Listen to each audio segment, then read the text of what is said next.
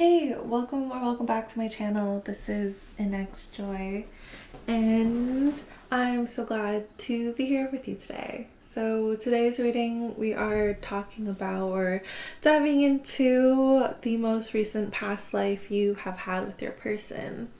This reading is to uncover the story of the most recent past life with your person. It's intended to provide soul recollection. The reading is for greater understanding into the relationship you have with this person and to have some peace for yourself in this life. Please be safe and be in a very comfortable and safe environment when listening to this reading, just because this does dive into more past life stuff. I just want to make sure that everyone is in a good mental headspace and that they are in an environment that they feel very comfortable in. Anyways, okay. This might be a longer reading, so grab anything you need, like a tea or a coffee or a drink or some water. And just hang out in a place where you really can just kind of like enjoy being yourself and listening. Anyways, okay. So anyways, I'm going to do a breakdown of the questions of this reading in each pile. So yeah, if you need help choosing your pile with your intuition, I've laid out 4 different points in the collective where you can choose. And these cards represent who you were in the past life. So just to get that energy and just to get that connection into your intuition. So here's the pile selection. This is pile 1, this is pile 2, this is pile 3, and this is pile 4. As always, timestamps are listed down below. I will meet you at your reading. Hey pile 1, if you've chosen this card, and this is your reading. So first let's go into the breakdown of what this reading is going to go into. So we're going to go into your past life in terms of who you were, and then who this person was, and then we're going to look at how you two met, how you two connected, the lessons you two learned, and then the promises you made for this life. Okay. And shortly after this video is posted, there's going to be another posted about just messages from your person's soul and like just things that you can do at this time to get through what you need to get through with this relationship. But yeah, that's for next video anyways. So for you in a past life, who you were was the mirror guardian. Oh. Take time to reflect.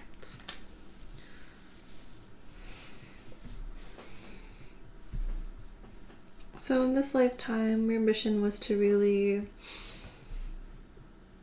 show others how they were condoning themselves and kind of help them see the bigger picture of everything. It felt like you were a guardian angel for a lot of people, and through your communication and through your stability, you helped your loved ones around you understand their place in the world, and you really helped them uncover their own spiritual journeys. Yeah, very Hierophant kind of vibes from you in this past life. You have worked with the moon in this lifetime because in a past lifetime it was very prevalent. I'm seeing telescopes, so like it feels like in this last lifetime, you observe the stars quite a bit, and you like to track and note down how these different astrological events would affect you and the people around you. And I'm seeing like a study and like a place, like an education place. So this is back in a time where like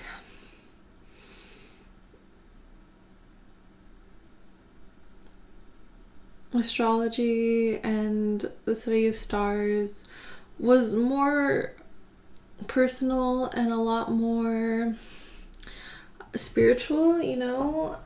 I find nowadays that, like, personally, I find that there's a lot of atheistic thought when it comes to science.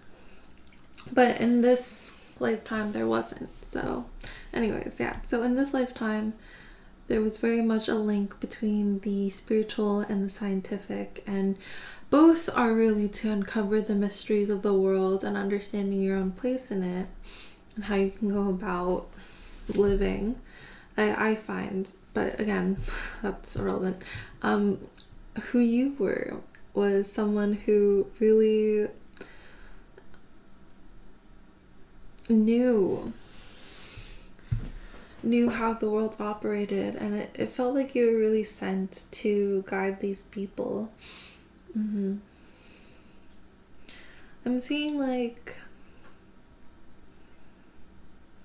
different time periods, to be honest. I'm seeing Central Europe, I'm seeing South America, seeing a lot of pyramids. But I find whenever I say, like, pyramids or anything like Egyptian, it's like, oh my god, like, everyone at one point has had, like, a past life there if they're reincarnated again, you know. So anyways, so this is who you were in this lifetime. This is the role you played mainly, and it's not to say you didn't do other things. You definitely did do other things. Like, you're probably a very great person, but, like, on the whole of things, you were the person who helped people reflect and nurture, and you really helped others kind of stop and smell the roses and enjoy life the way it was. Yeah. Okay. So we're gonna look at your person. That's so funny. Your person was the High Priestess. Harness your mystical powers. Yeah. So you were kind of behind the scenes to this person. Like, this person in your past life was someone who was very public, who had a very public job, who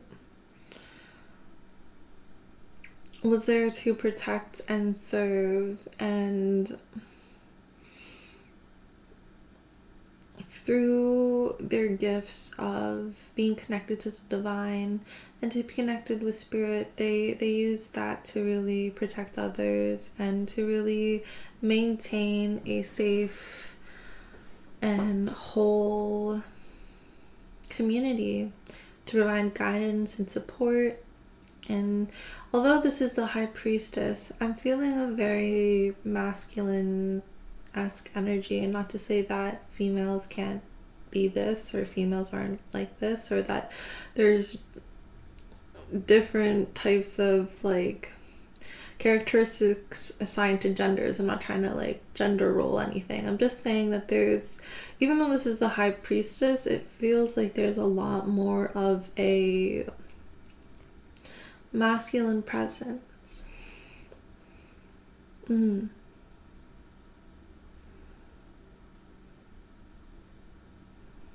anyways, your person in this past life had a lot of knowledge, had a lot of truth to the world. There was a lot of times where they would kind of retreat and be isolated into themselves, and it's only because they just had their own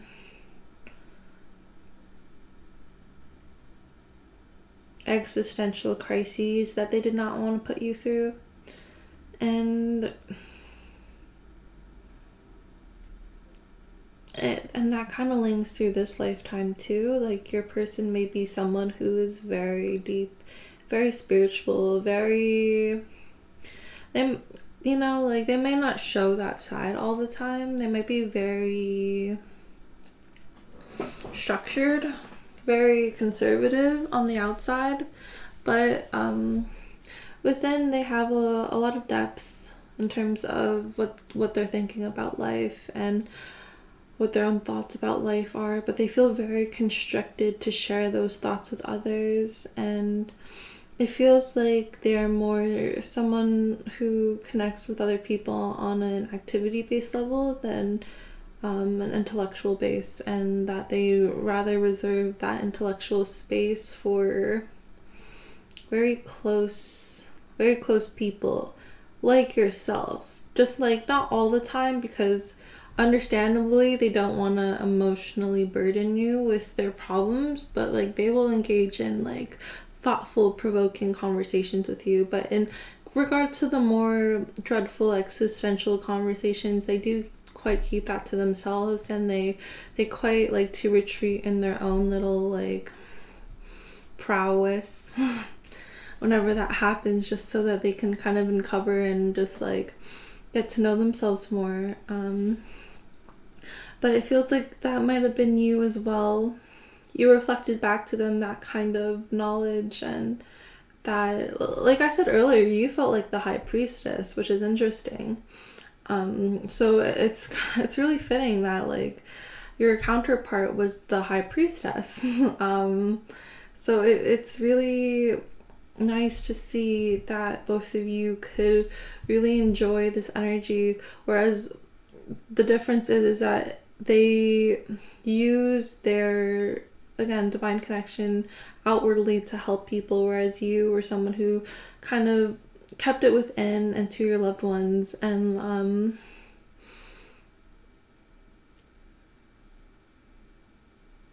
it felt like you both had each other's backs in this lifetime. They might be facing apart in the spread, but it feels more of like we're facing apart so that we can really protect and keep hold our community and safeguard our community. And like it feels like you both are very strong pillars into your community.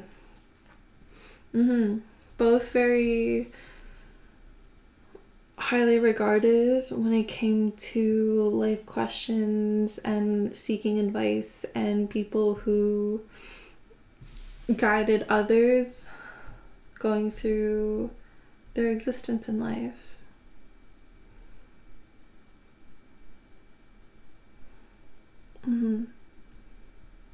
Your person also may have had a companion, a pet companion, and that pet companion can also be traveled and carried through to this lifetime.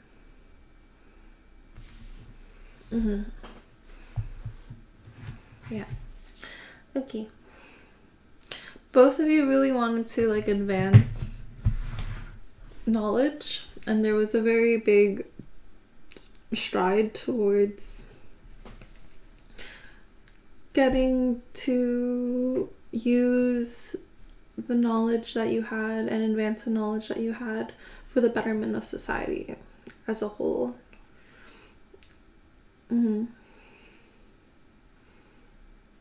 There's just a thing about having it very holistic, like discoveries being made holistic. It was kept like public so that people could actually take advantage of the knowledge, and the progress could actually happen in ways in which everyone grew, like it could even be like planting, like for example, like both of you were great farmers in a past life, let's say, and both of you had very extensive knowledge. This doesn't mean you guys are royals. This could also be like you were farmers, like like could be everyday kind of thing.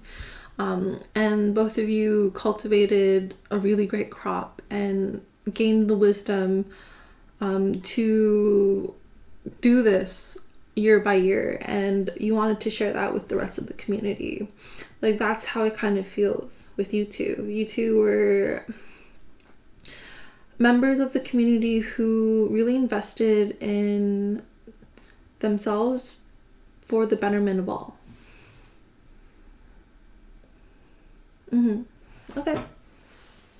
So we're gonna look at, I know that kind of like covers the next couple of questions though, because I was gonna say like the next couple of questions are how you two connected, and the lessons, well, just like how you two met and how you two connected. But we're basically already getting into it. You guys already met. Like, I guess, okay. we're gonna ask the question how you two met. King of Pentacles. So it was through work. Both of you mastering your everyday life came to this point in time where you're like, oh, let me really take advantage of this and share that with others. You know, King of Pentacles people are allowed, have that, not are allowed, but they have the opportunities to be giving and to be, you know, generous with their fruits of labor, because they might be overflowing, and at that point they want to be able to like share it with someone else. And it felt like both of you were at that point where both of you had established homes, both of you had established identities, and you were looking to share it. So any other, yeah, there was like this want, there's this want and this lust for passion, for desire, for companionship, for love, for love. Yeah. Any other things about how you two met? So we have the Seven of Swords in reverse. Yeah, it felt like you both came out of stages where you both came out of places where you felt mentally stuck, and you both were coming out of basically a dark night of the soul, but like you were getting out of the mental traps, and you were kind of looking at life and seeing like how everything pieced together, and seeing that like there's a place for everything. There's just like this spiritual awakening that you both had. But that's not how you, I guess that's how you met. But like, you know, you both were just at a point in time where you're both ready to be open to it. Because mentally, you both unlocked a lot.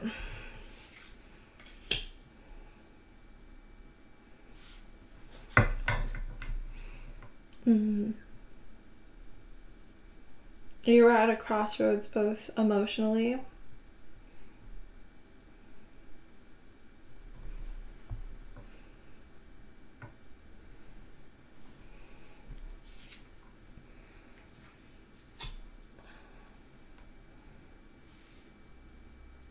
and mentally.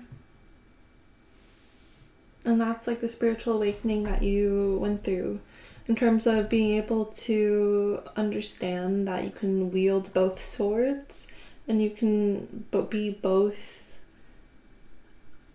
understanding of your own inner worlds and your mental intellect as well as your emotional intellect. Okay, so how you two connected?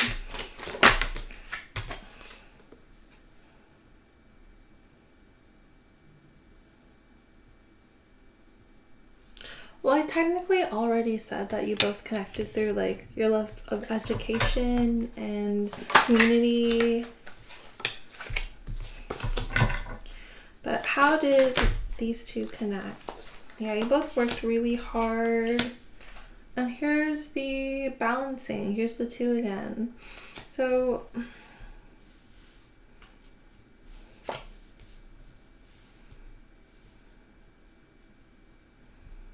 through these new ideas, you guys really worked and pushed hard to balance that with your spiritual gifts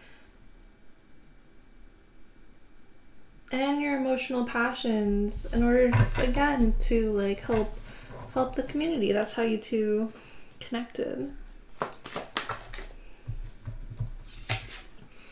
You both had a sense of authority in the community.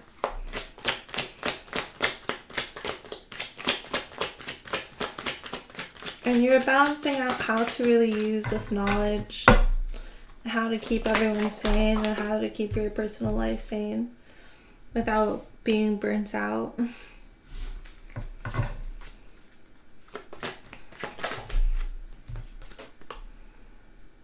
But yeah, sometimes the unfortunately the romantic aspect of this relationship would take a toll when both of you were too busy helping others outside of this relationship. And I think that happened quite frequently. It really feels like that. Both of you were so prominent in your communities that was just so demanding. Yeah, it was just so demanding. And it was also your livelihoods too, so it's not like you both can like escape this or get away from it. It was both of you really had to. You had to do what you needed to do in terms of like pay the bills, get money, you know, but you did your passion for money, and that's why you also love doing it. It's not just that you paid the bills, but you were doing it because you also like really enjoyed advancing the community, and you really enjoyed helping others out, and you enjoyed like this sense of camaraderie and social cohesion and advancement. Both of you did. I felt like you both might have mingled in different groups. Yeah. There wasn't that much fighting between you two. It's just that there might have been inner conflict because both of you just had the idea, oh, you can't spend all your time with your person, but you can't spend all your time with the community. And yeah.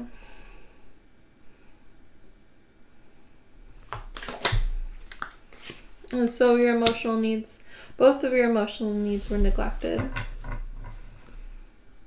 Okay. At this point, we're going to look over the lessons you two learned.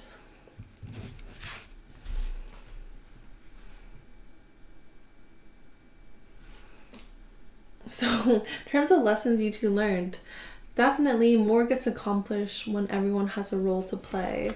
Creating cooperation, that's exactly both of you. Throughout this whole story, both of you had a role to play in the community, and lessons you did learn was that you accomplished quite a lot when both of you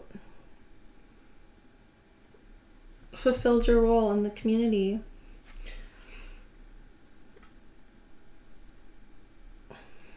I just like how it's lining up. I love how this reading's lining up. Anyways, okay, so promises you made for this life. You have nothing is yet set in stone. You have luck on your side. And you have prosperity lies ahead.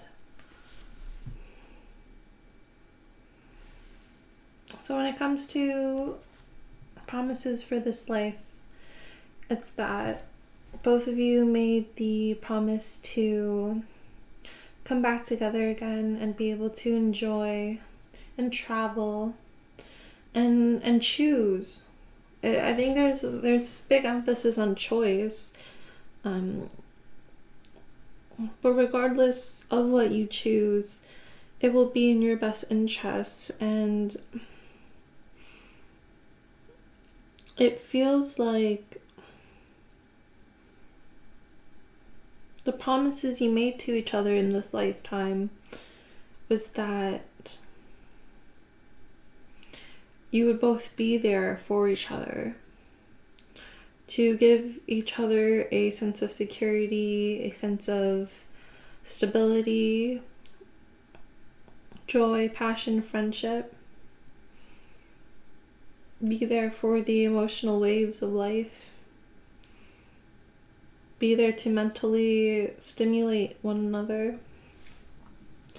But it does definitely feel very like there's a shift though, because it feels like this was the Taurus Scorpio nodal axis that we're currently moving out of. So throughout the last portion of the last few years of your life, like, let me just for the last year, about since last January, Yeah, okay, so in the next few days, in about a week, we shift into the Aries Libra nodal axis. So, in terms of why you're probably on this reading, is that you feel the shift and you feel that things between you two are changing. And just know that in terms of the promises that you both made, it was really for freedom of choice. And so, whatever you do choose, my friend, when it comes to this connection, it will be for your best interest, and whatever you do choose will be assured to be prosperous, with or without them.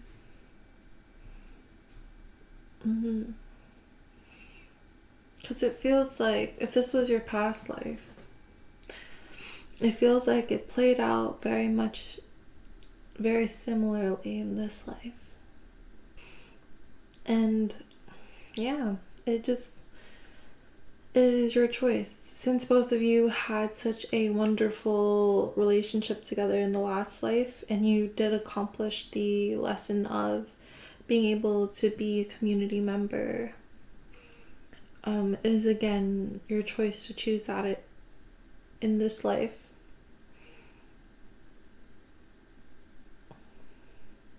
But nothing is set in stone. Yeah. So I'm gonna read the ending there. Did I say read the ending there? I'm gonna leave the ending there. Yeah, I'm gonna leave the ending there. In terms of the promises that was made for this life. Yeah. Okay. So, thank you, Paolin, for joining me. Thank you for being part of this reading. I hope this gave you some entertainment, something to really kind of let your mind wander to and be with, and just enjoying that energy. And just I really hope this bring peace and comfort to why you might not be together right now, or like in this lifetime. Both of you just are very prominent members of your community, and sometimes that doesn't always mean that you end up together, because there's more to do. But it doesn't mean that the connection's gone either, Like, there's this really weird in-between state that you might have to wrestle. But yeah. Well, yeah, I hope you like the reading. If you stuck all the way to the end, then you might be someone who could also benefit from my next video of this, like a part 2, basically, of what the present life you and your soul wants to do, and any messages from the present soul of your person, and just some self-care tips just to kind of get through this time, because separation isn't always the easiest, but we have to get through it. And that was the intention for this reading, to at least bring some inner peace to those who needed to get through their day. Yeah, okay. Well, take care, my loves. I will see you in the next one, hopefully, and I hope you have a wonderful rest of your day. Take care. Hey, pile 2. If you've chosen this card, then this is your reading. So let's go through the breakdown of the reading. We're gonna first tune into your energy in terms of who you were in this past life, which is this card.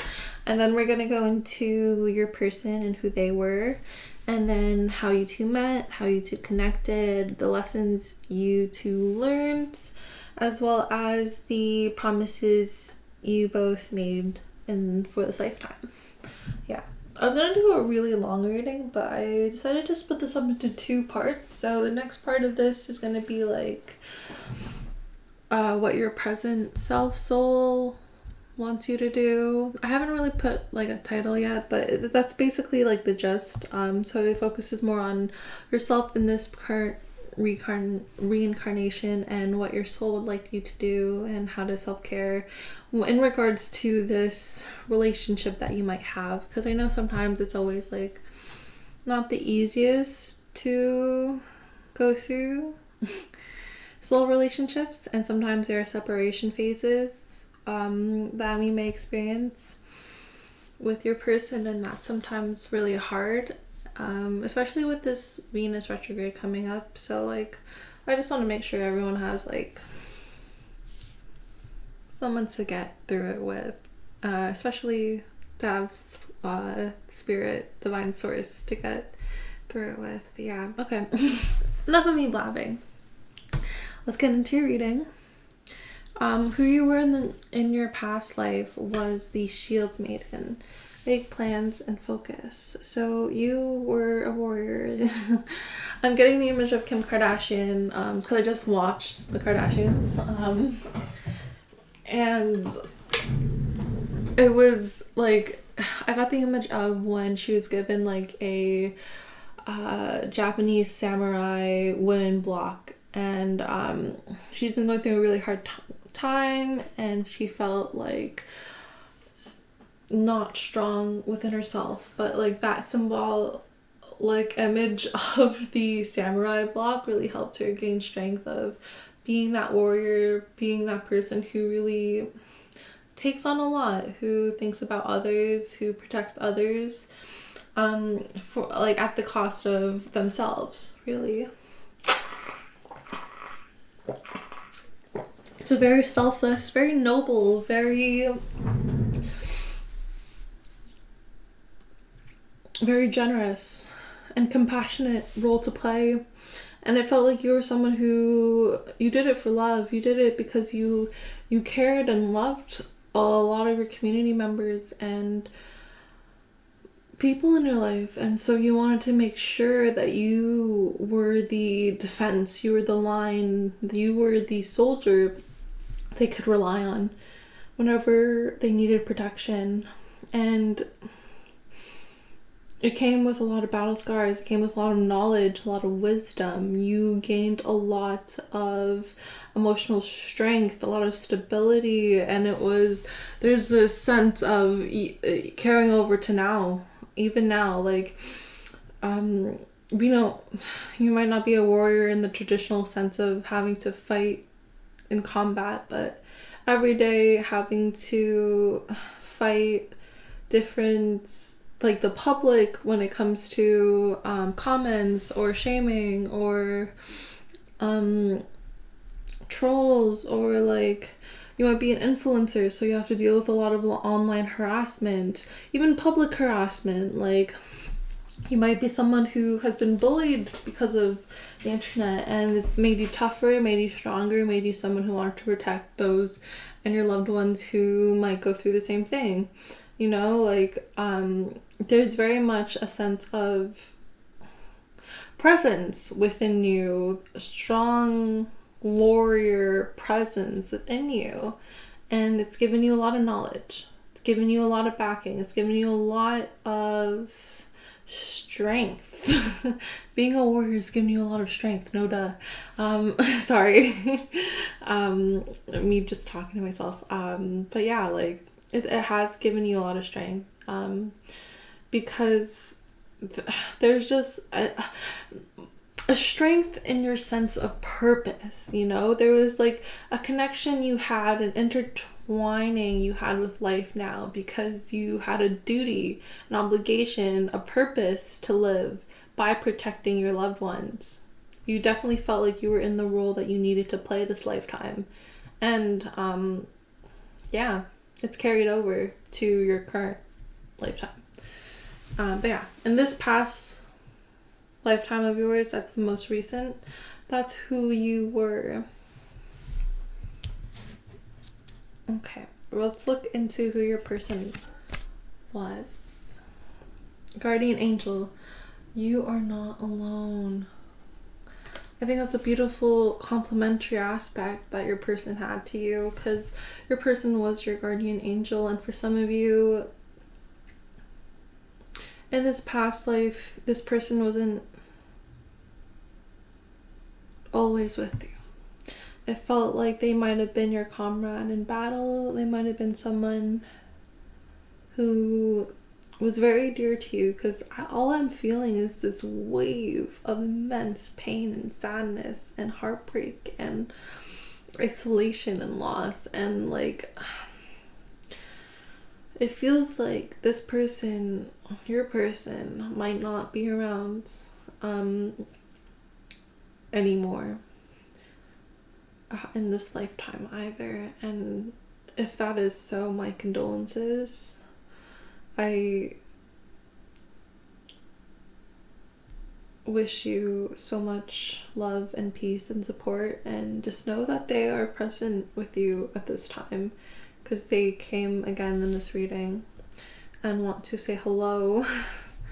But my job as a reader today is to connect you with your connection to them in their past life. So in this past life, something similar might have happened where this person, you felt them all the time.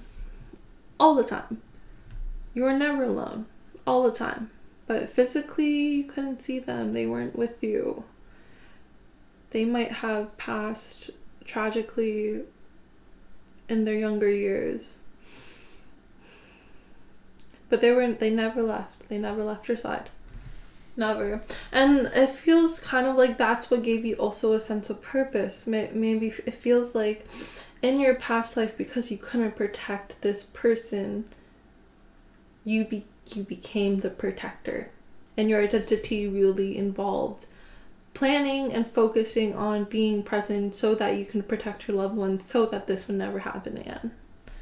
And you just carried so much guilt, so much pain, and like it feels kind of like when someone's looking outside of a basement window.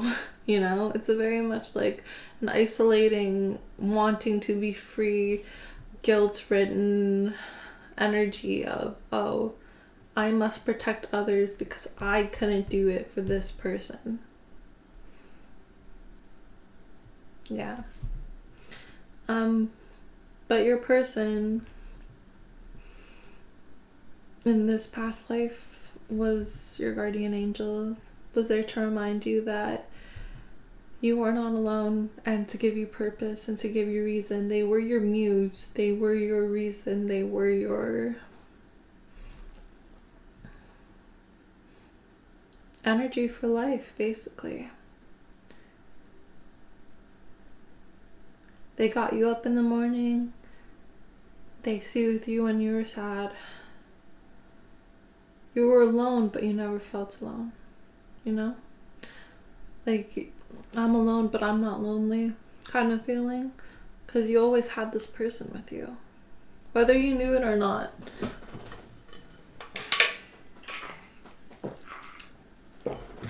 Same goes with this lifetime too.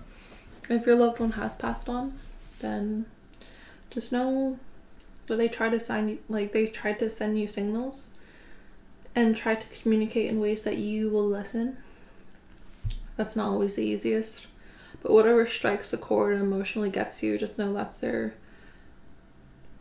mode of communication. They need you to know it hits. They need you to know it, like, it means something to you. So they'll use forms of communication like entertainment, like this, like tarot readings, like shows, music, movies, in order for you to feel them and their presence again. And if this is a reading where your person has not passed on, then they might be someone who's no longer in your life but still present, alive in the world. And they might be a ghost to you in terms of you always feel them around you, always.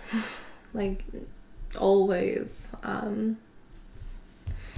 But when it comes to that, I'm also getting the image of Kim Kardashian, of her being like, oh no, like, I need to like refresh, reset, be in my own energy, and forget like that I'm not tied to the past. Oh, excuse me. Yeah, that's a big message for you, because being tied to the past is something that's holding you back right now. That's what's wanted to come. Okay. We're going, which makes me question whether or not I should even finish this past life reading. But I don't know. It was the intention of this past life reading is to bring peace and understanding to those who need to listen to it. So, whatever works. We're gonna look at how you two met, and then how you two connected, the lessons you learned this lifetime, and then the promises you made for this lifetime. Okay, so let's start with how you two met. Divine Source, connecting to pile 2 and how they met. So you have Judgment in reverse. And you have the Fool. That's interesting.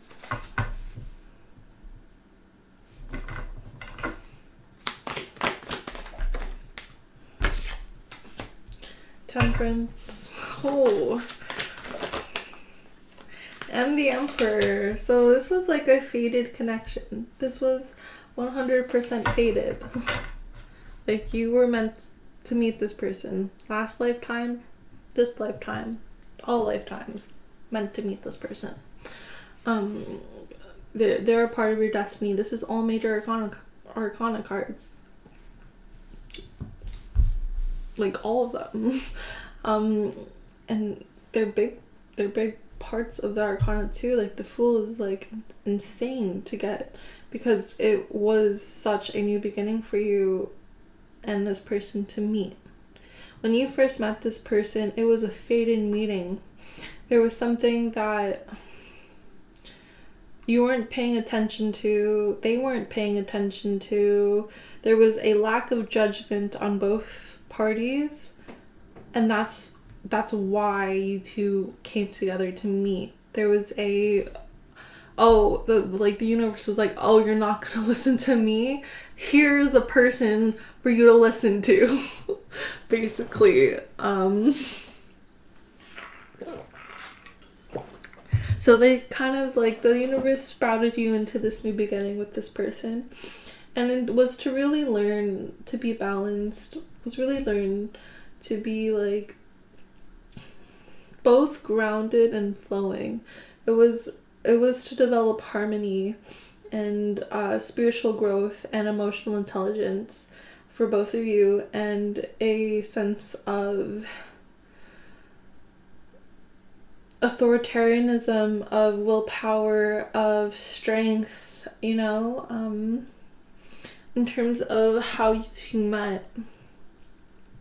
It was one for both of your spiritual growth and evolution, I keep saying I'm so sorry. But it was a very big new beginning for both of you, and it humbled both of you in a way, but at the same time, it sprouted such a authenticity and such a fire within both of your souls to be together again. It felt like having a companion back together again, It's how you two met.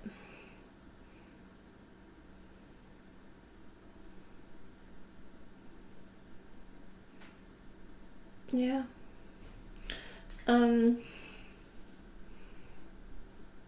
Any other things for how?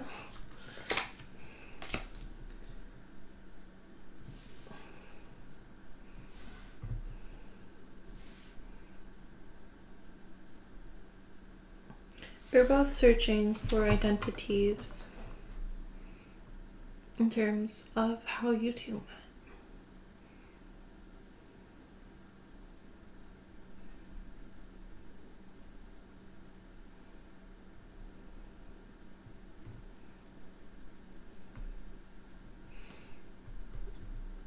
Yeah, and there was a big feeling of knowledge. So in this past life, you both might have gone to the same school together. Even in this lifetime, but in like a past time period with this person, you both might have gone to the same school. But again, take that as it resonates. I just felt like there's like this big knowledge between you two in terms of how you met. It was like, yeah. And that's a great segue into the next question of how you two connected. You have the Four of Wands. And then you have the Four of Pentacles in reverse.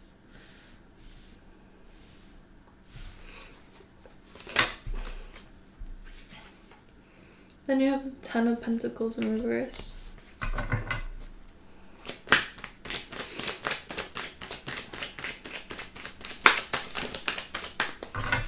How did they connect?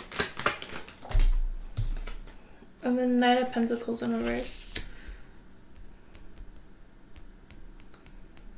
Okay, so there's definitely a vibe of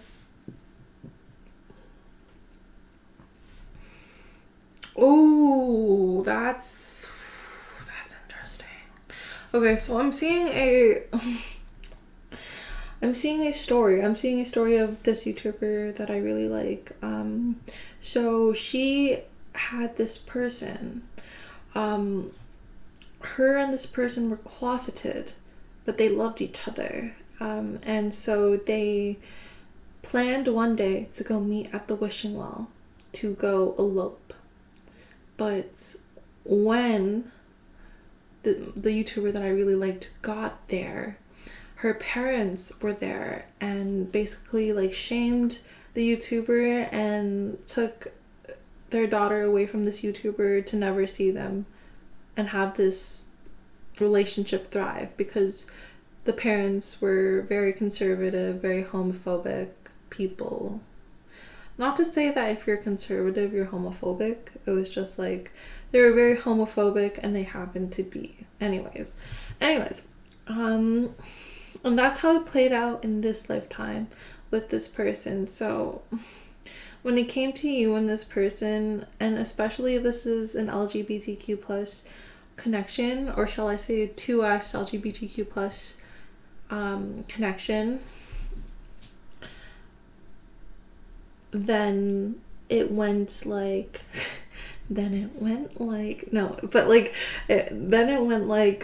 you two both met, both knew that you had such a very strong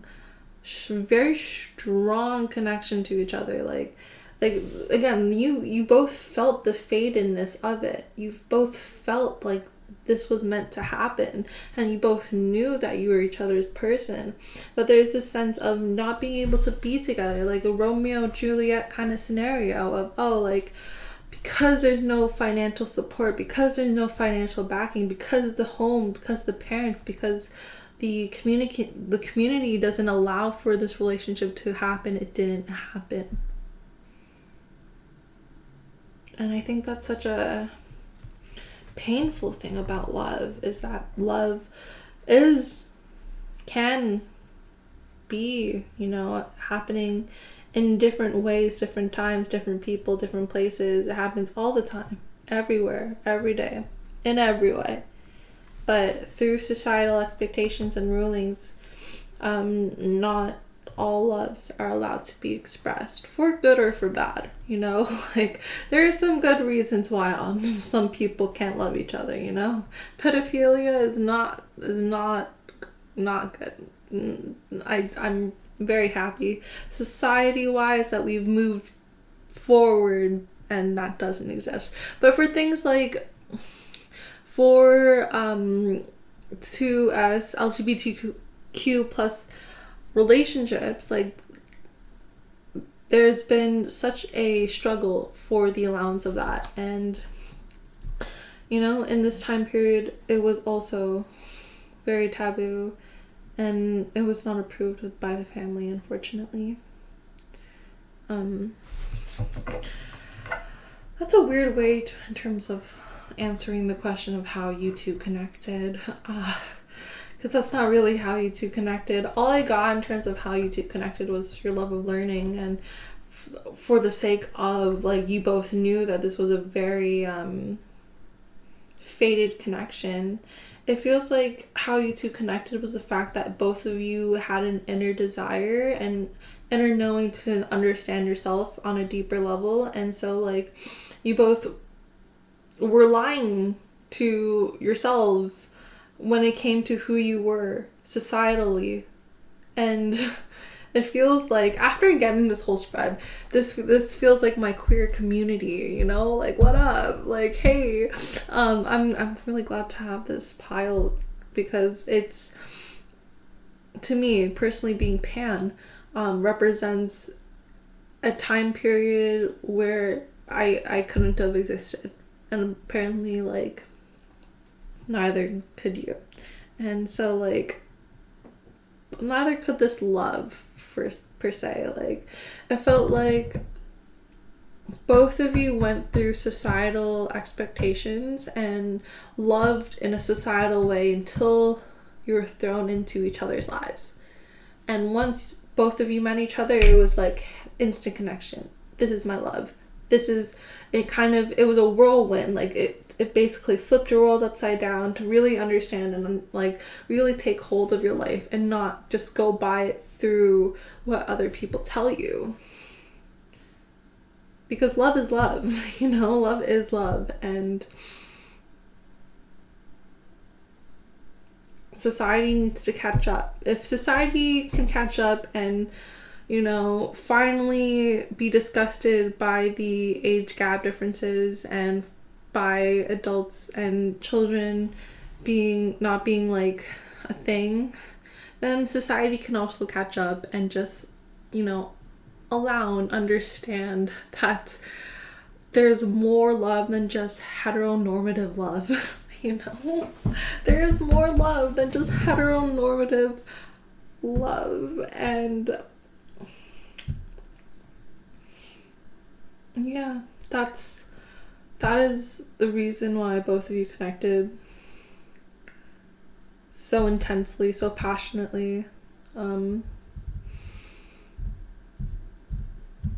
don't want to say it, but like for some of you, it's because of this queerness between you and your person that your person was outed and then unfortunately ghosted from your life, you know, like in whichever way that may have been. Yeah, I don't want to put it past that because there's just, yeah. But there's this thing of, and it's the magician in reverse, you know, like you both weren't able to be in an environment that allowed you to create. And yeah, so let's go on to the lessons you both learned. A fire reveals a path of renewed direction once the burning is complete. Man, I love tarot. I love oracles. I love tarot. I just love it so much. The connection, the synchronicities. It's just so yummy to me. Okay, so in terms of the lessons that you both learned, honoring adversity was the lesson, and that's exactly what both of you accomplished. You both accomplished the fact that you honored who you were, you honored your lives, you honored your identities, you honored your desire and your burning passions for each other, and you really showed the community that love is expansive, that love can show up in numerous types of ways. And it is something under both of your belts that you'll both be able to really have as a cool, like, soul token. Like, yeah, bitch, I did this, you know? Like, I really shook shit up and I really loved hard. And it really shaped me to be who I am today. Kind of vibe. And yeah, there's just something so honorable about that. There's something so unfortunately tragic, but I'm not gonna lie, makes for a great past life story. Makes for a great past life story. And if a lot of this is like connecting to your current incarnation, just know that like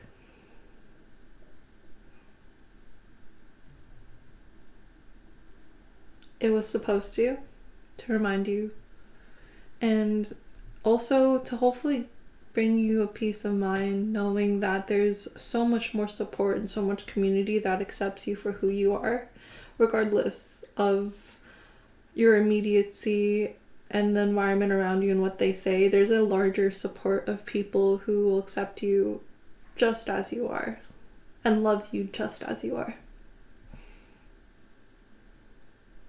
And to remind you that you're not alone. And this person is always going to be with you through your energy. Always. Always, always, always. Oof, I'm getting so emotional and teary-eyed when I'm saying this. But yeah. Let's do the last little portion of this reading and then close this out. Because it's gone longer than I expected. So, promises you made for this lifetime. Work through your fears, new moon in Scorpio. Wow. So, again, like I was saying, if a lot of this has happened again to you in this lifetime, then it was here for you to work out your fears. For the promise of you having the strength to be who you are, to uncover who you are, and to stick to who you are, and to really recover your soul that way.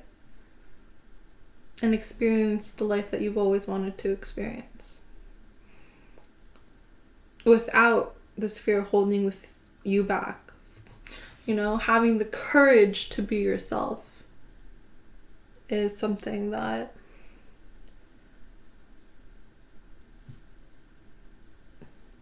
you have the opportunity to do this lifetime, and is one of the reasons why this connection exists. For you to remind yourself that. All right. So whether or not they are in your life, just know that they still carry such a great love for you, and they I'm getting, oh, you can't get rid of me, you know, like you can't get rid of me, like they're stuck on you.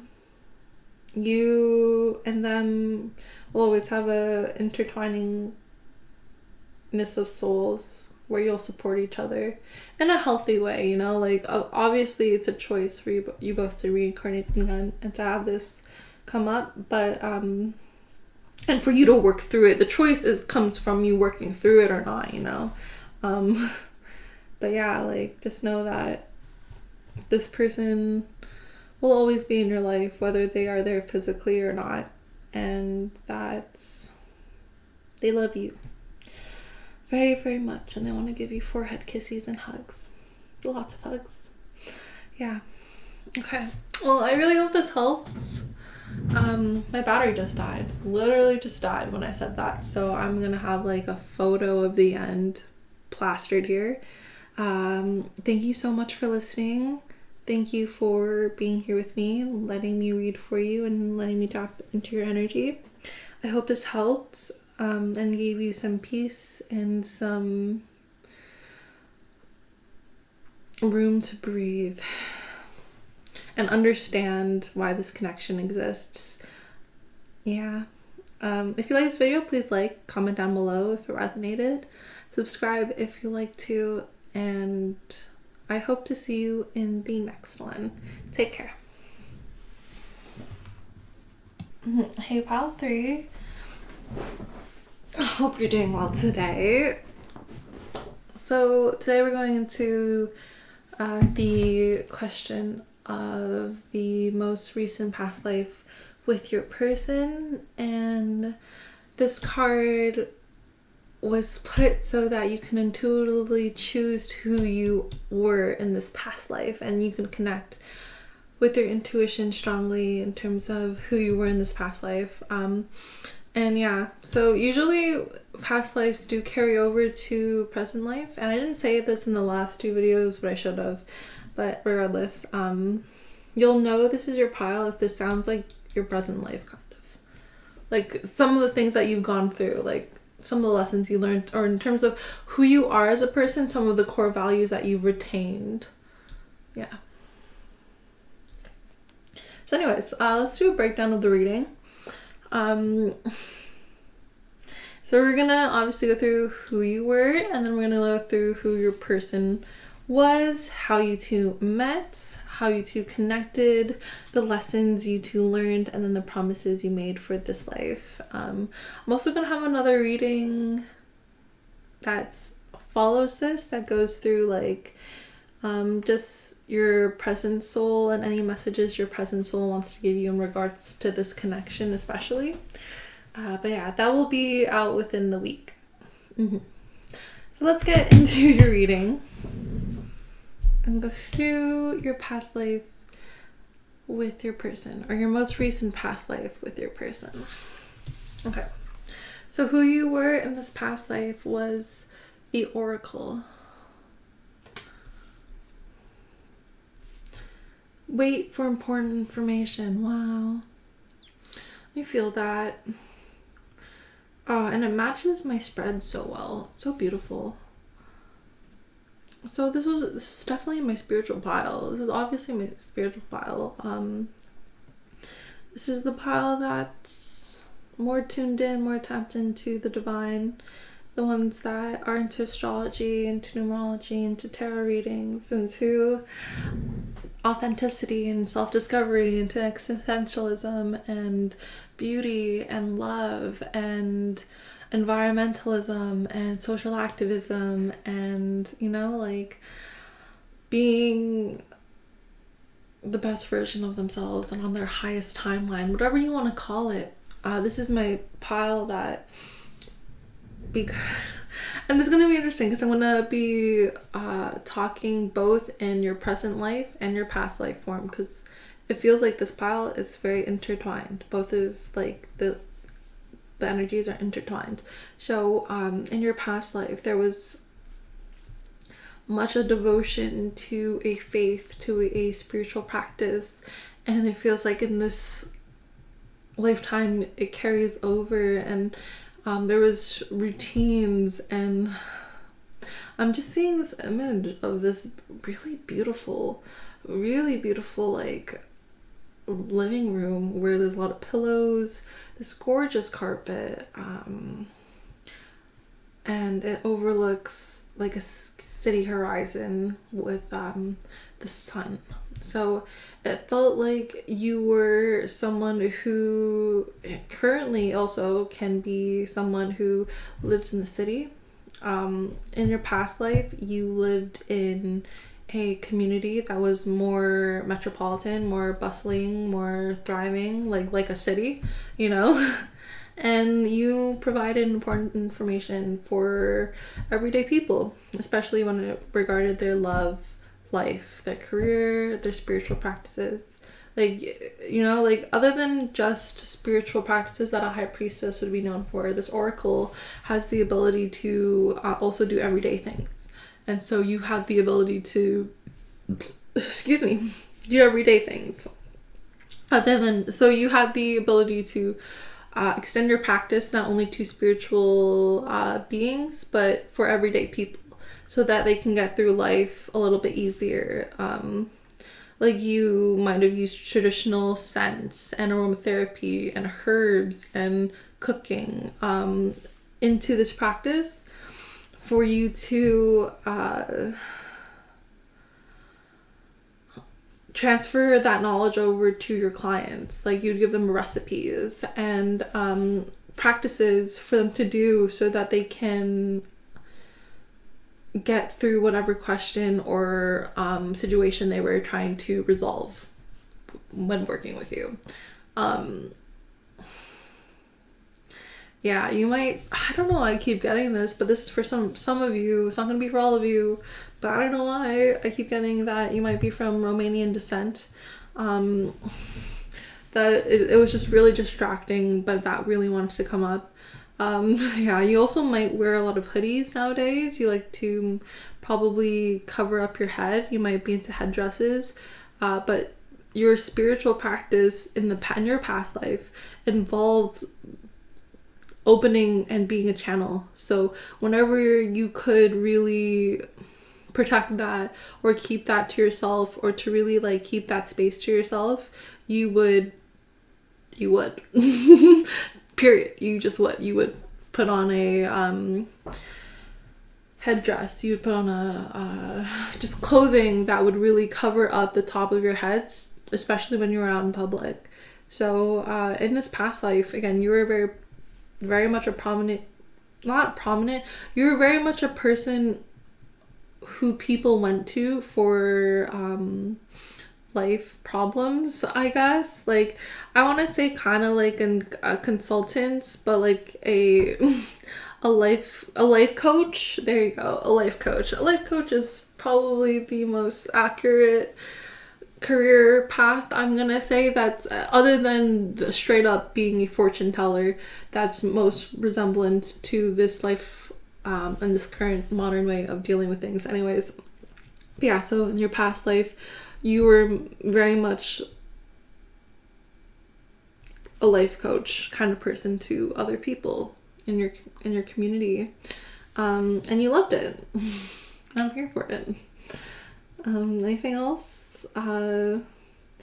Yeah, like, okay, you were a star in your own regards, but it felt like you were someone who was very mysterious. Like, you were a star. You might as well have been the sun and given life to these people in your community, and really, like, you really rebirthed the life in these people, but you chose to remain very mysterious. You chose to not really engage too much with the public. So like, as good as you were at being and doing your business and helping the people that you were helping, and working with spirit and divine source, you were very knowledgeable in that, and so you wanted to protect that space all the time. So you didn't give your energy out all the time. There's this sense of boundaries with you. Healthy boundaries. Very healthy boundaries. So that you have a lot of awareness. Like, I'm tapping into your energy, and like, it feels very clear, you know? Like, it feels like it's easy to gather and put information into work because of your past work with divine source. But it feels clear, but with like boundaries. Like, I can tell that there's like, it's not completely open, you know? Like, your energy channel has carried through so that you're very much someone who is private. You're a private person. Wow, all of that to get to you're a private person today. But yeah, in your past life you're also very private. So yeah. Oh, your energy is really interesting because it's very undistinguishable from your present right now. Like, I keep going back and forth with them, but yeah. Let's move on to your person and who your person was in this past life. You have Stag. You have Trust and Thrive. So on the opposite end of the social spectrum, you have your person, whereas you were very much someone who was private. Once I saw Stag, all I like really saw was like a stag party and like more of the energy of a frat and like frat boys scenario. So It feels like that. It feels like your person was a little bit more of like more reckless. A little bit more reckless. They seem very charismatic, and they seem like a really interesting person. It's someone you would get very flustered and happy to be around, but you wouldn't want them to know that's how you feel, you know? Like, you would be secretly really happy when they were around. It's so cute. Like, you'd get all shy, and you would secretly want them to like talk to you, and like there's this feeling of you're so like you're such a fool, or you're so silly, or like you're so stupid, but in a way that's very like loving and very caring, you know? Like when that's like, oh, like you're such a klutz, but you're my klutz, you know? Like oh, you're such a troublemaker, but you're my troublemaker. And it's really cute. There's this it's very much a good girl, bad boy kind of energy, or good person, bad person kind of energy, whatever you want to like label it as. It's and that's not to say that your person's bad or anything. It's just they carry more chaos for sure. And I know it says stag, this is the earth element, but it feels a lot more chaotic. It feels a lot more like a chaotic, like in a sense of they were able to be free-flowing and are still able to be free-flowing with the universe because they have so much trust in the universe. Like, you know, like there's such a naivete, such a inner child, such a like a faith that there's like a safety net with life that this person has that makes them so carefree and innocent. And it is a really wonderful energy that really balanced you out a lot, because it gave you a lot of it just gave you a lot of happiness. And it like, because you already work with so much depth and darkness, and like because you worked on a level of spirit that was already so deep, you needed this person to really balance that out and bring you to the present and bring you to more lighthearted, fun day-to-day moments that aren't so heavy.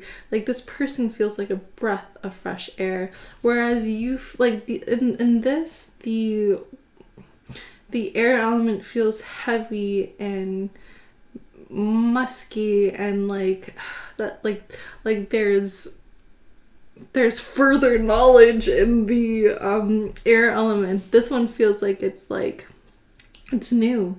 It's very breezy. It's very much like a breath of fresh air. It's very, very different. It's like one's like a hot box, or one's like a cool breeze on the summer day, you know? Like those two types of airs, like if that makes any sense to you. But yeah, that's how you two felt. It felt like a good balance of when you two were together. There's a sense of you gave them depth and understanding, while they gave you presence and carefree, free-spiritedness. Yeah. But both of you definitely had each other's heart spaces and were really grounded. Very grounded. Okay, I'm just gonna clear the energies. I'm not taking anything because I'm just clearing the energies right now. I'm so sorry. I'm just clearing it because, yeah. So sorry. That was so loud.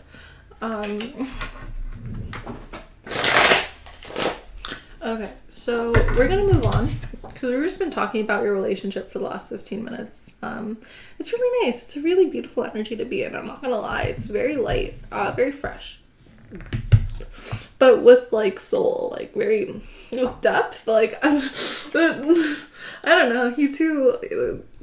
This is like classic movie. You two. You know, like there should be a movie made. There are probably billions of movies made that go with this premise, but, you know, it's for a good reason. I think, like, this kind of coupling is so soul-affirming, and it's so indicative of growth, you know? Being able to meet someone who's completely not like you, but to find common ground and to work out in a way that's just that advances and benefits both of you two. I think it's just so lovely. It's so pure. Okay, so let's go into how you two met. How did these two meet? How did my pile of threes? Ooh, interesting. You have the devil.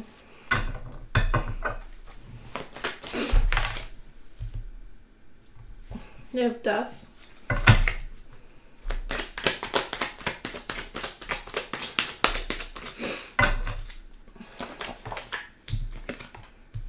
You have the moon. Okay. Just like the last pile, you are also a pile that this is a fated connection. This lifetime, last lifetime, fated connection. Major Arcana is here to prove it in terms of this is something that you both couldn't have chosen. This is destiny. This was meant to be. You both were meant to be in each other's lives. In terms of how you two met, it was very much a time where both of you were going through an emotional upheaval and understanding how to open yourself up to others and kind of it feels kind of like an ego death. Yeah, it feels like an ego death. Like,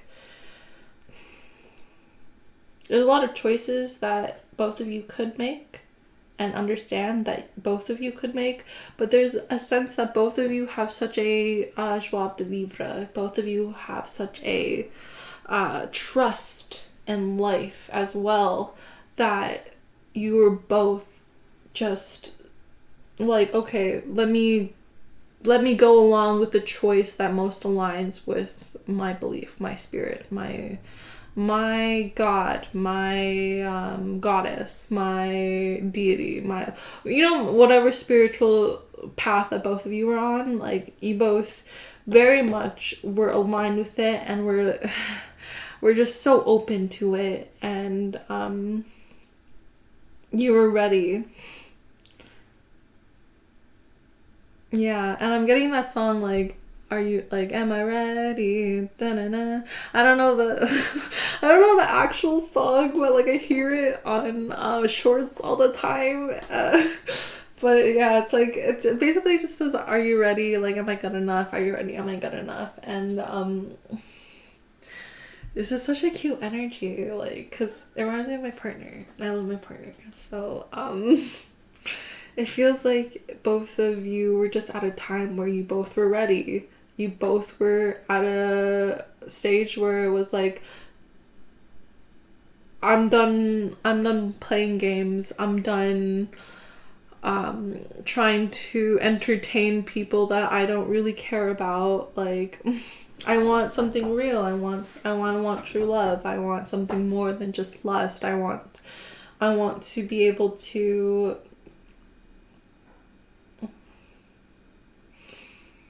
really healthily uncover who I am and be in a secure position to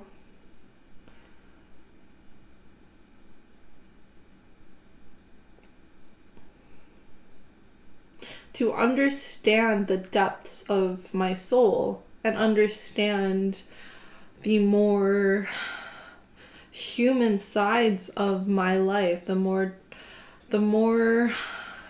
uncomfortable sides of my life and who I am. Like, it feels like with this devil card here, it doesn't feel like the traditional way I'm reading it, like isn't the traditional way it's read. It feels more of like, oh, both of you were ready to commit yourselves to a space of learning about the more intricate, more deeper, more reflective parts about yourself that aren't always the easiest thing to hear. Like, this is a lot of shadow work that this relationship prompt up. Like, that's just written all over here. Like, this relationship was for shadow work. There's no doubt about it. It was for shadow work. So that both of you can really uncover who you are after all the emotional baggage is like worked through. But it feels like it might have taken a bit, but there's such an emotional security and heightenedness and maturity that comes with this relationship, you know, like, oof, very passionate, very loving, very much two people from two different kind of worlds. One where one's very hermit-like, very mysterious, very much serving the community, and then the other one's like partying, going out, like enjoying what the community has to offer. And there are two different sides of the same coin that came together to really uncover and unmask the truth of their souls and who they are and why they love. Why they love, you know, like, and there's like the Wheel of Fortune at the back. So it was very much fated lessons that were meant for both of you to learn, and to really grow in terms of emotionally getting to understand yourselves and each other and what being human is, you know, being able to compromise and work together and like see yourself on such a larger level than just at the level of being like first point of view, you know. Now you're able to see like through an objective point of view, through like a third person point of view. Like there's like that elevation of and jump from a child to an adult with this group, you know. And this happened in the past, in your most recent past life, but like these lessons are something that has been retained for both of you in this lifetime as well. Yeah. I need to say that, like, it's not the same, it's not the exact same like scenario, but like it is the exact same when it comes to the lessons that you're learning and why you're learning them and your soul's growth and evolution when learning it. Like, you know, like time and place are different, but the rest are the same, you know. Okay, so how you two connected? How did these two connect? How did my pile of threes connect?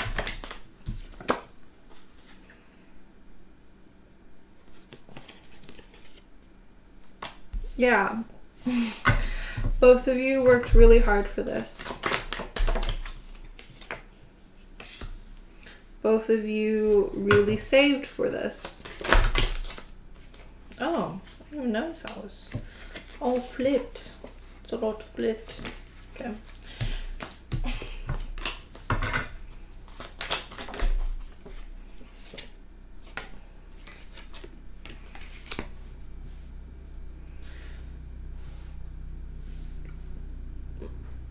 Okay, so this is the story. In terms of how you two connected, both of you have a drive to be very hard workers, very passionate, very much like people who can like carry the whole world on their back if they wanted to, you know. And there's a sense of privacy with both of you, of I'm focusing on my coin, I'm important, it's an important foundation for me. But in terms of how you both met, it felt like there was... It was through, like, a work proposition, you know? And that's kind of weird to say. It's a spiritual meeting, though. Like, how you two connected was, like...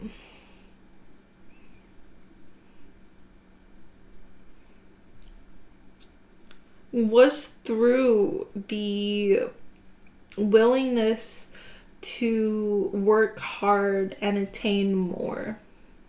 Both of you really were motivated, entrepreneurial, professionals, young professionals who saw the world in front of them, and that might be to this day. Like, there's just a wealth creation mindset that's happening with both of you, and both of you are both charged and motivated to enjoy this life and its comfortabilities and its luxuries. Yeah, and to put new ideas forth and to like profit off that, you know, to really save and to really earn and to really like give. There's a big emphasis on creative work and work in general and material life in general with both of you.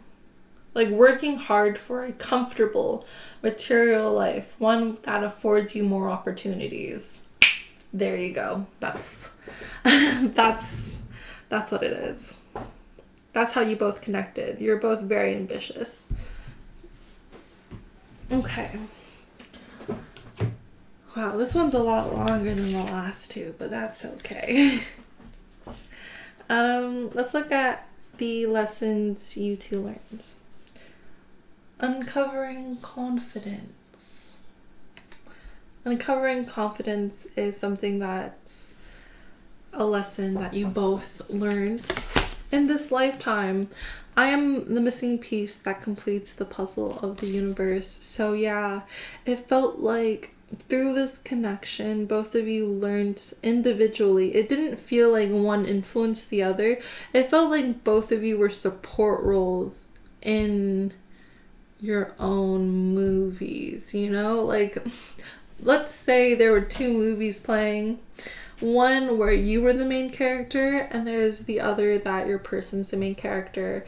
And in your movie, your person is your muse that supports you, but ultimately you're the one who gains the confidence. They were there to just really like show you and like be there for you, and vice versa. Like in their movie, you were that support for them, but ultimately they were the ones who became confident on their own, you know? Like, same with this. Like, you both learned that you can't give confidence through the love that you have for each other. All you could do is really just support each other, love each other as you are, and trust that the person that you love will love themselves enough to gain confidence in themselves and go through a process of loving themselves this way.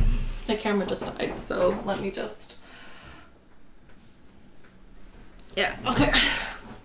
So yeah, as I was saying, like, both of you just trusted that you would both come together, but have the ability to have your own independent storylines. And you both had a secure love that you both were able to find confidence in being yourselves without the societal pressure or, you know, the weights of judgment on either of you. There's such a pureness of confidence, and like this relationship might have gone through toxic cycles both in the past life and in this life, but I'm here to remind you in its entirety, it's not a toxic relationship. It's actually one of the most healthy relationships that's just gone through phases of toxicity in order to kind of draw out that toxic blood, you know? Like, that's how it feels. It feels like both of you came together and then there was both heavy social conditioning that you both had. So through your connection, you were able to both take that out and take those societal expectations out and uncover and unmask your true selves and what it like means to truly love each other in a full, whole, complete way, and to trust one another to love themselves in a way where there's a confidence and joy and peace within themselves. This is just such a secure relationship, you know, like, again, and it's not to say that there weren't cycles, there were. It's just at this point in time, if you are with this person still, this is your person, and this is a very secure relationship. If you and your person are separated, just know in your past life, it was a very secure relationship. There was a very much a point of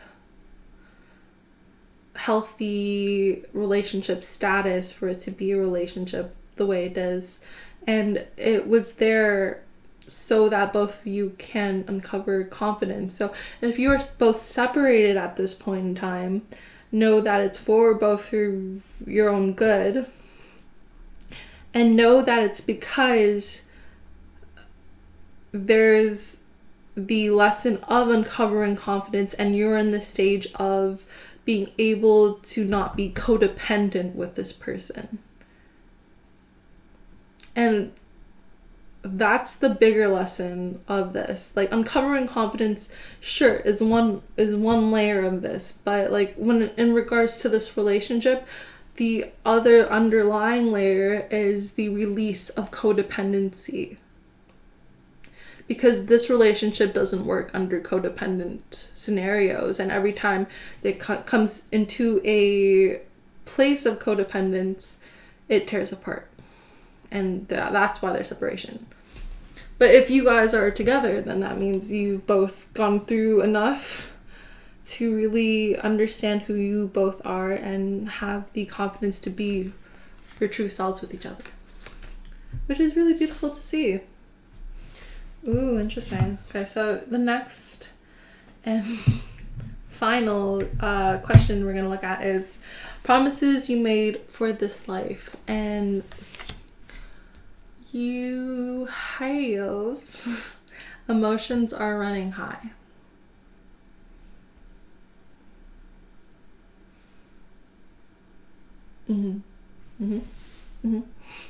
Sorry.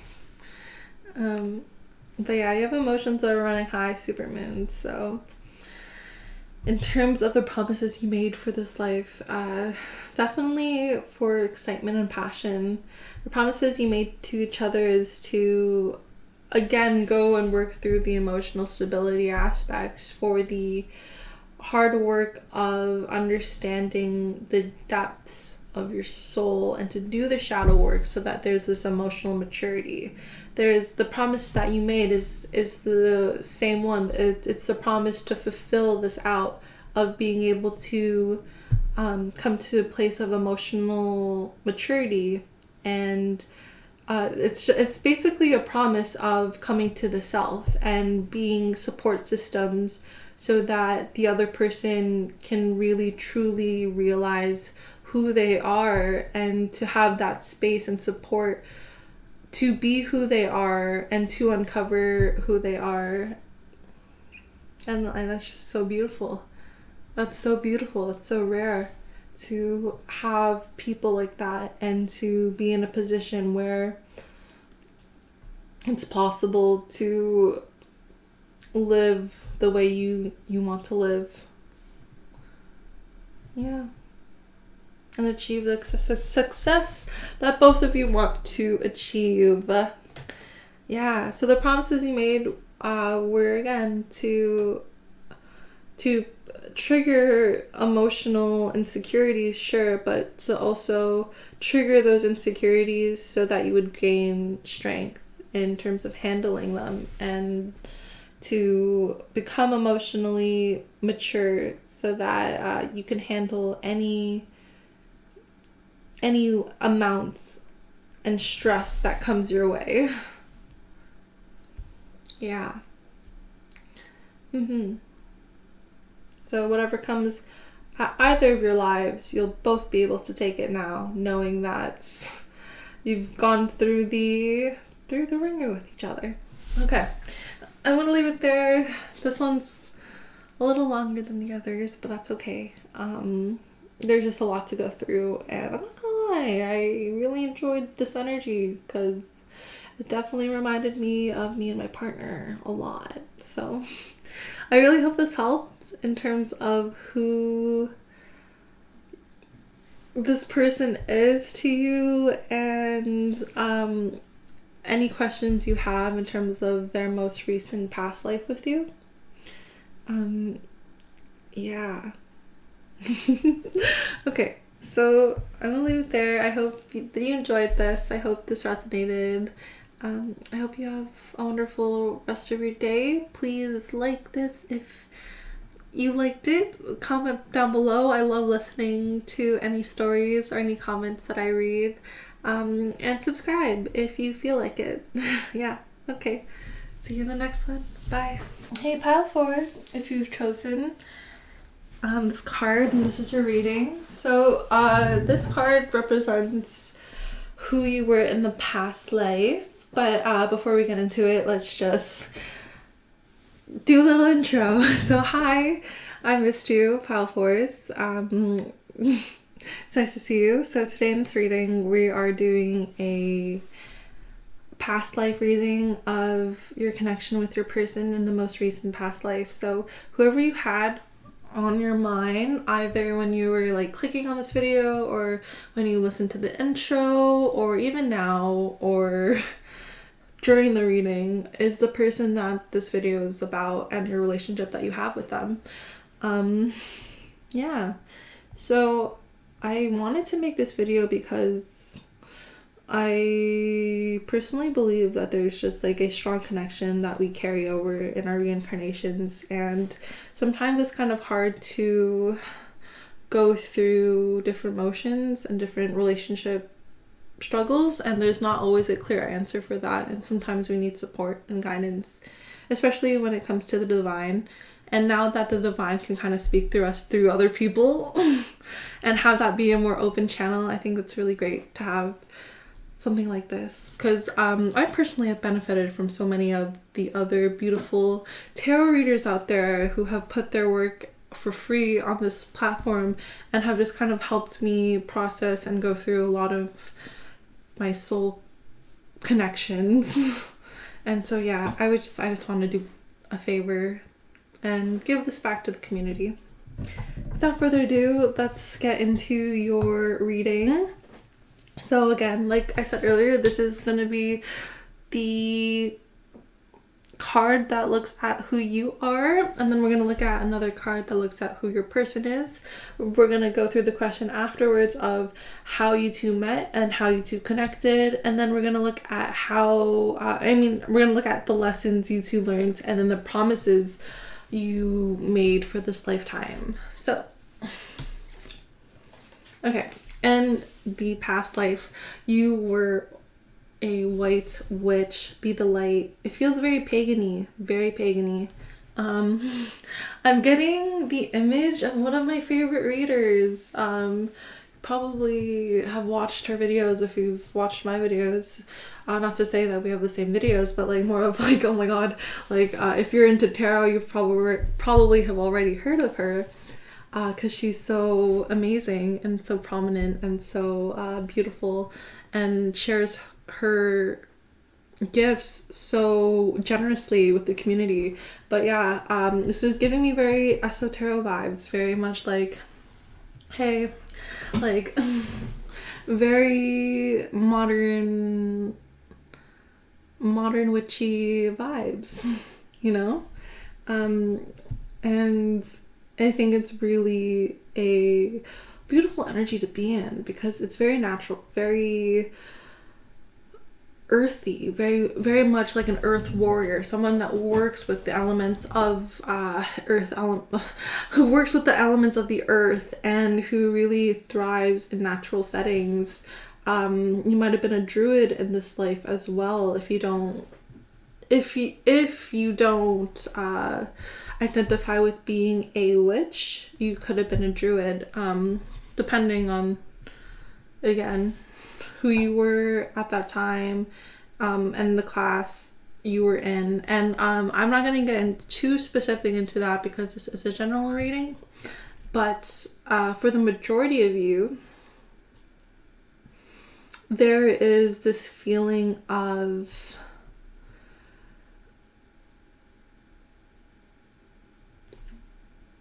natural isolation. So it felt like you were a part of a community, but it's in a more private sense, you know, like you weren't living within the community, you were living more at the forests, away from everyone, you know, like you were living in a retreat somewhere because you were off doing your own thing, and there was a lot of knowledge and wisdom to gain for yourself and for your practices. There was a lot to learn from the elements around you, and working with spirits, and working with herbs, working with rocks, working with water. Like literally the earth was your playground. It was your playground, and everything you saw and touched, it was a part of you, and it was for your practice, it was for your life. You breathed what it meant to live on earth. That's pretty intense. It's a pretty intense energy. And it feels like that kind of carries over today. So like in your current life, you might be someone who tells other people to touch grass, which I think is hilarious. I think that's so great. If you're someone who constantly tells someone like, go touch grass, because they're being like a little like too chronically online, you're just someone who's kind of like doing your due diligence and kind of trying to like show that you care about them in a really funny way. But yeah, that's how it transfers over modernly, is that like you're still someone who goes on nature hikes, who connects with nature, who likes to be outside, who can be online for sure, but like it's not the be all and end all for you. Like you're not living in meta universe worlds, like, you know, you're living on earth still, but you're just using different tools for you to navigate the world and share your gifts. But it's not something that's completely taken over your life, which you're very proud of. It feels like there's a very natural sense, like you might even own your own garden. But yeah, this black butterfly is pretty crazy. It represents such a big transformation, and black butterflies aren't common. So if you ever see one, it just means there's like a huge shift going on in your life. Don't be scared. It doesn't mean like you're going insane, because if you look it up, sometimes it says you're going insane, but you're not. You are just heavily protected during this time of serious transformation. But yeah, it's you're a very fruitful, very abundant kind of person, and there's just a whole lot of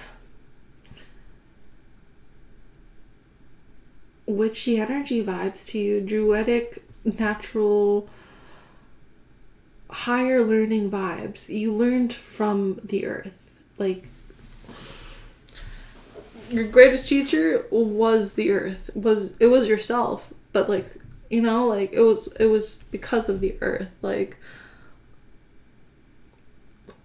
you know, the sun taught you how to give heat and light and warmth to plants. The water taught you how to like emotionally flow with things. Like, it's just like elemental things like that you carried through. Like, those are really cheesy, but you know what I mean. Like, things like that carried through your past life into this life. But yeah, this past life of yours, you were someone who was very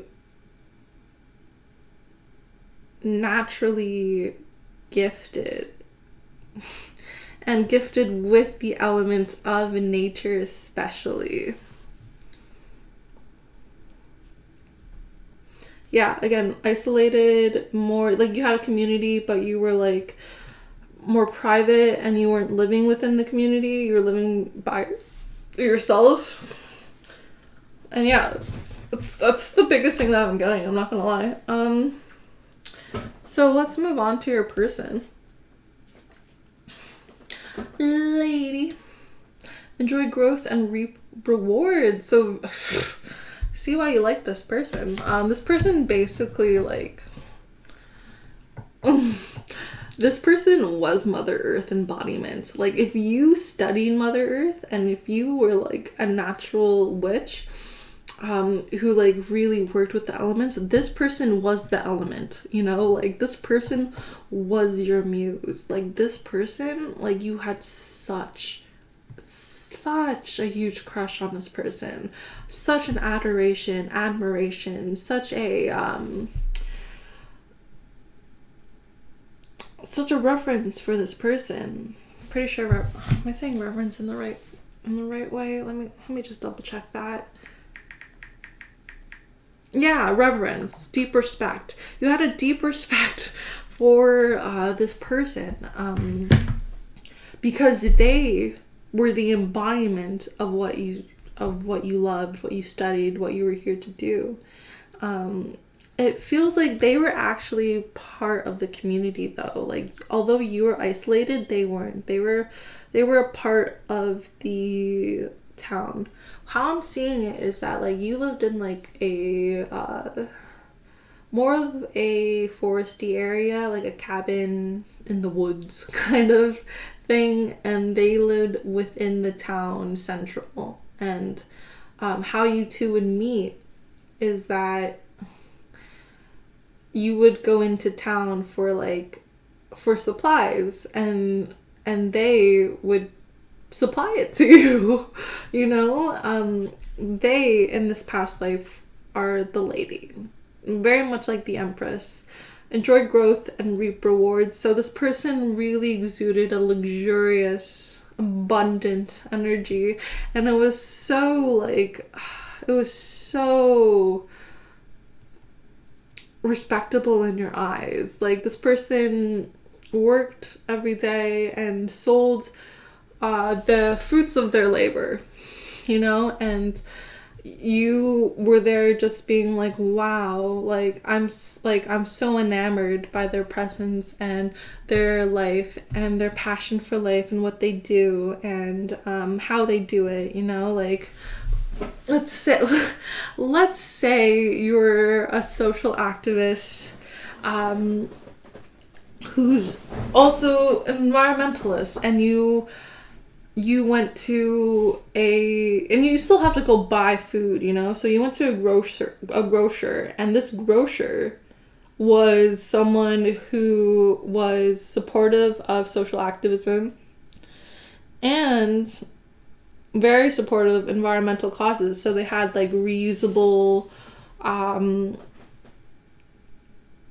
kind of programs you could do at the grocer to ensure like less plastic use or something like that. And like, you know, like there's just like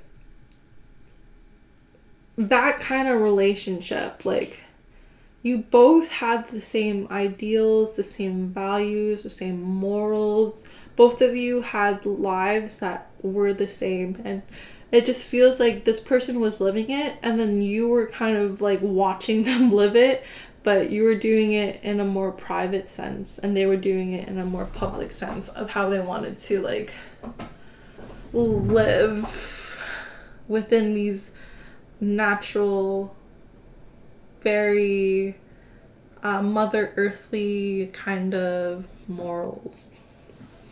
Yeah. Okay. Let's look at how you two met.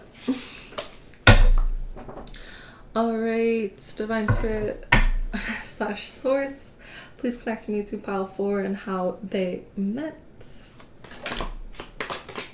How did these two meet? Interesting. You have the 5 of Wands in reverse. How did these two meet?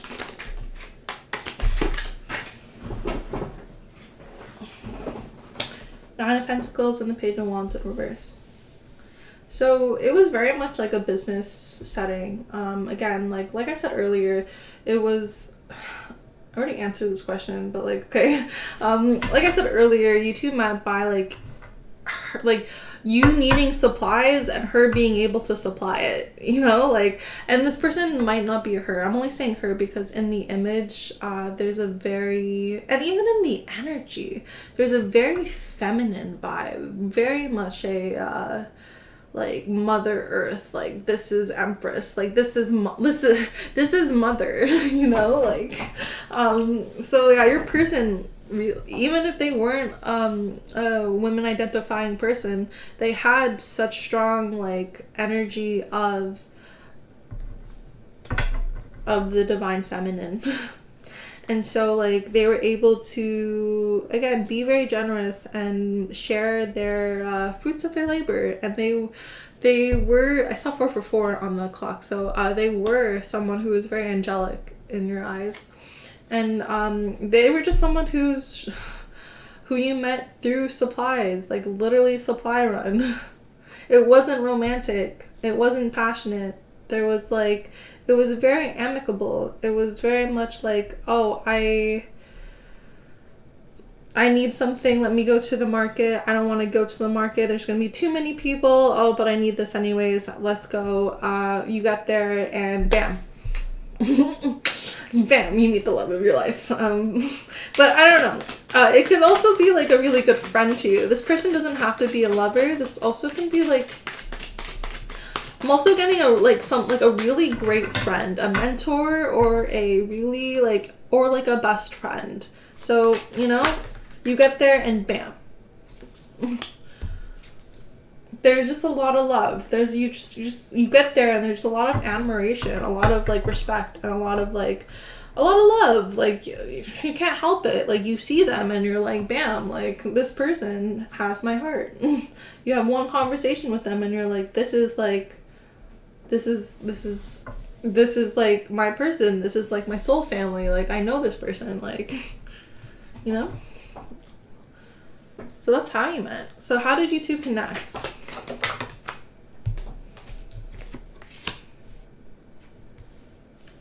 You have the 4 of Cups, and then you have the 9 of Cups in reverse.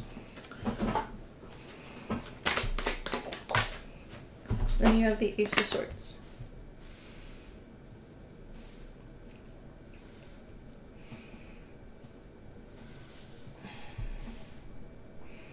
So you both connected out of like personal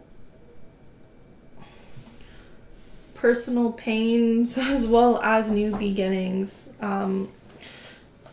new spiritual beginnings and new intellectual beginnings. So like how you two connected, it was very much on a scale of you first came together by being really good friends and being really good emotional supports for one another. Let me just get a clarifier, sorry. Yeah, you both were there to give each other emotional support.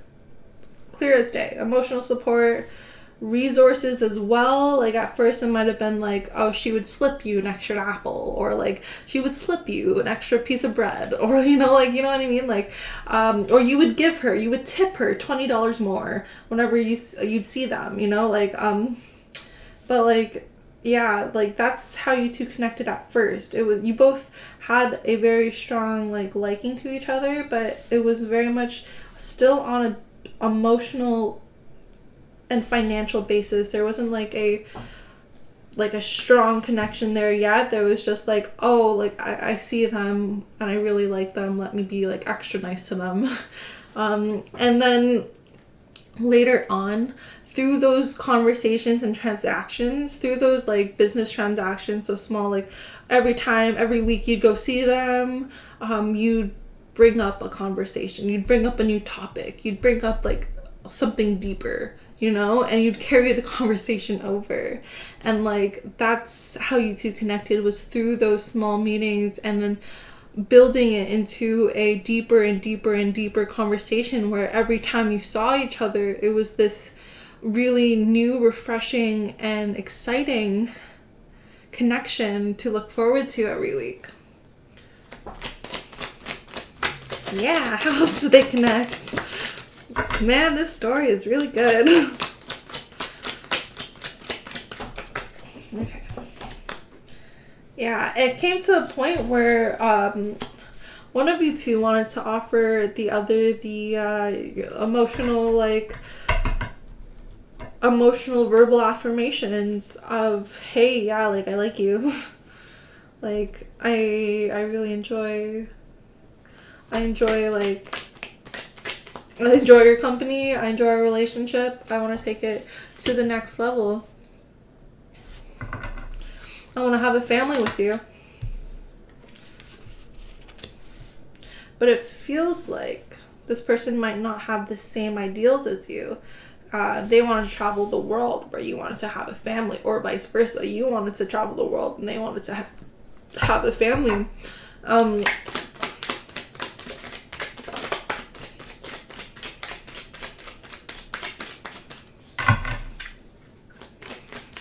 Any other messages about this? Yeah, and so like because of that, there was like the separation between you two in terms of having to walk away, wanting to not make a decision, but having to do it because ultimately like life moves on and materially time moves forward, and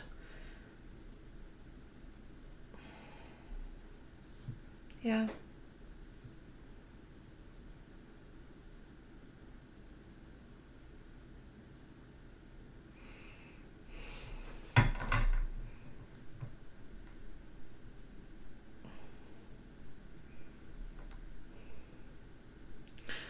Wow, okay, so that was pretty heavy.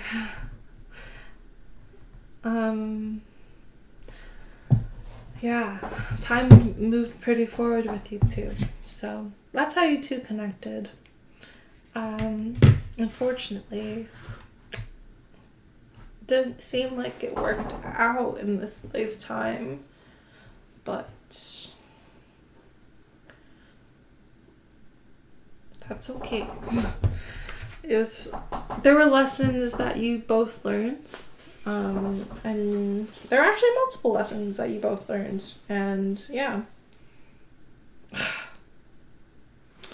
I love these. One is, only I have to feel good about my choices. And then, I am born of infinite joy. So in terms of the lessons that you both learned, it's very clear to me that although there was a lot of love and a lot of care and a lot of passion and a lot of synchronicity and similarities between you two, at the end of the day, there were differences, and those differences were life choice worthy of being able to like be the deciding factor of whether or not you two would be together, because at the end of the day you both chose to be happy with your lives and to live lives that you wanted to lead, where one of you would have a family and the other would travel the world. And there was no harsh sentiments that both of you had towards one another because of it. There was actually very much of, I'm very glad that we did this. I'm very glad that we separated when we did, because if we'd stayed together, then that would have been the end of us. That would have been the end of who we are as people, and that would have destroyed us as people. So when it comes to the lessons you learned, it's very much of personal independence and being able to be with yourself again and to choose yourself continuously. And this lifetime is a reminder, this lifetime as in your past, your most current reincarnation, your past life reincarnation with this person, but it feels like it kind of like intertwines with this one. So what was I saying?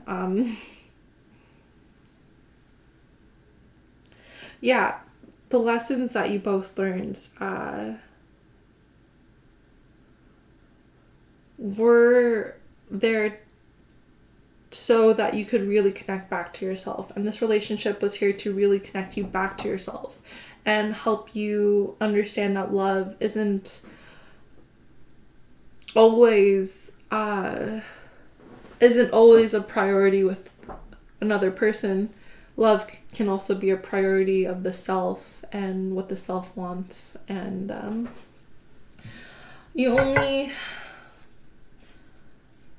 have to feel good about the good choices that you made, because unraveling codependency was definitely a huge lesson that you both learned. Receiving elation, and because of that you were able to truly know what happiness feels like.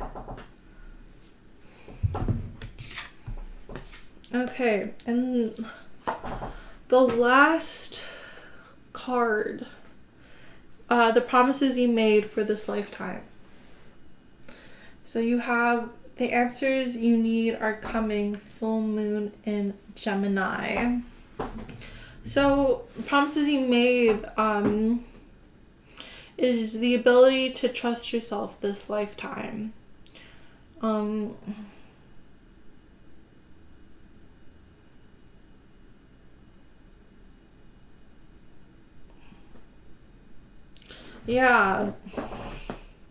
But there's more to that. It's like being able to fully grasp yourself in a holistic manner. And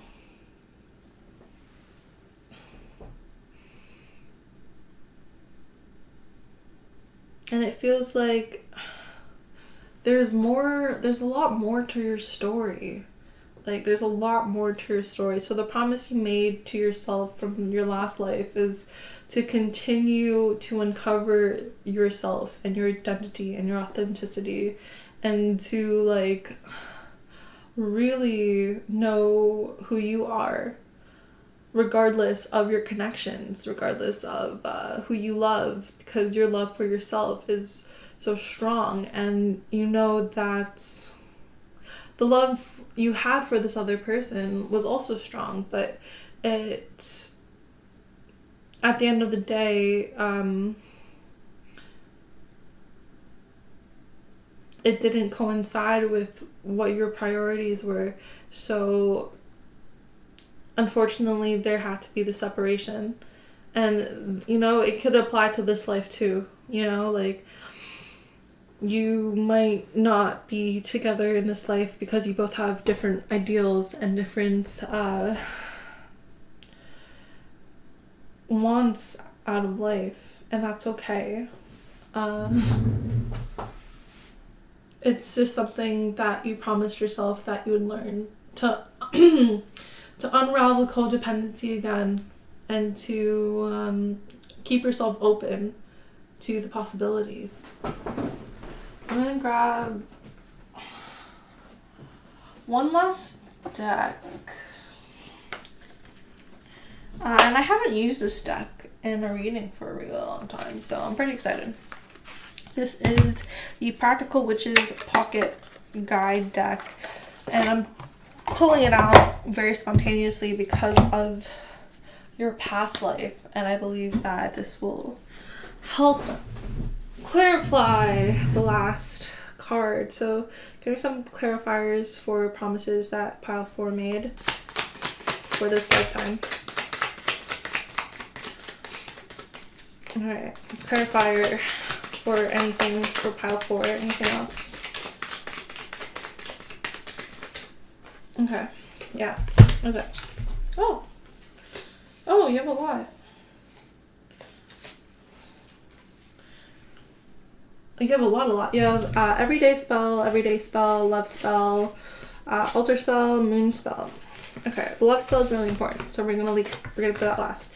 So cast out the bad energy, self-blessing, moon magic money bath, and rainfall rites.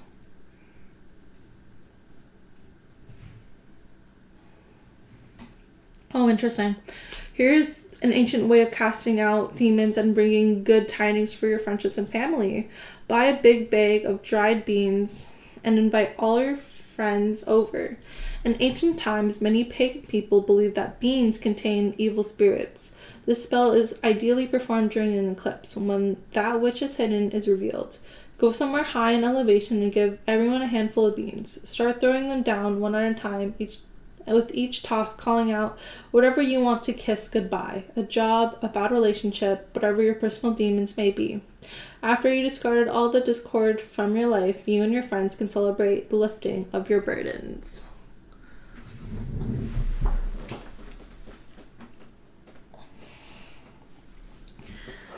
Then you have self-blessing.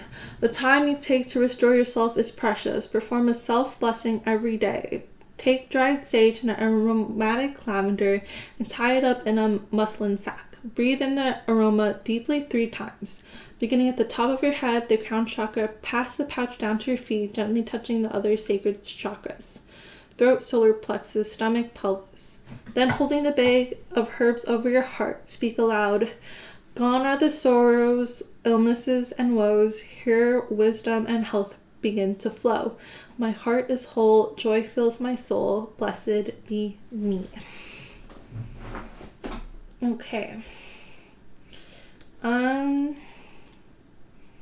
Yeah. Okay, and last but not least, for the love spell, you have Marry Me Attraction Ritual.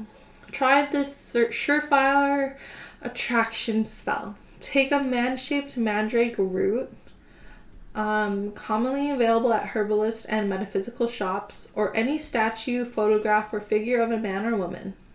Place it on your altar and surround it with red and pink rose petals and candles. Place 2 goblets of red wine besides this arrangement and burn candles every night for a week starting on Friday, Venus's Day.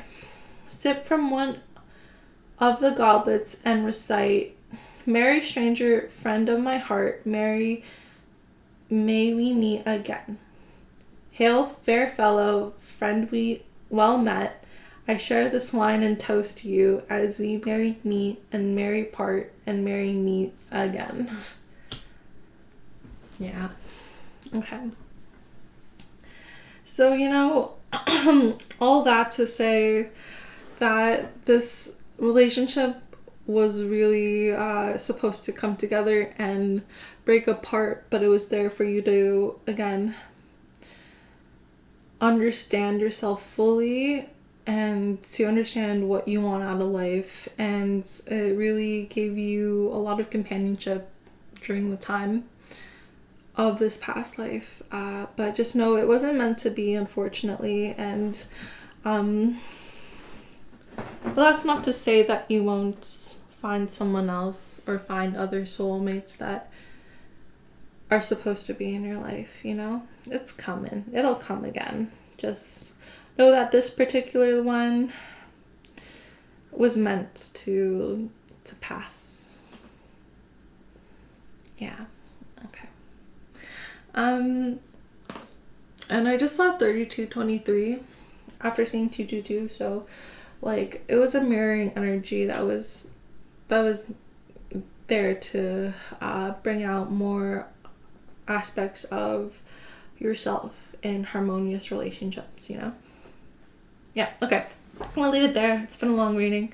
If you like this reading and you want to know more in terms of your self-care, any of what your soul messages want or what their soul messages want to give you, I'm gonna have a reading posted hopefully tomorrow.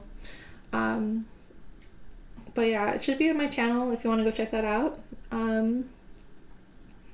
If not, totally cool. I just want to thank you so much for letting me read for you and staying this long in the reading.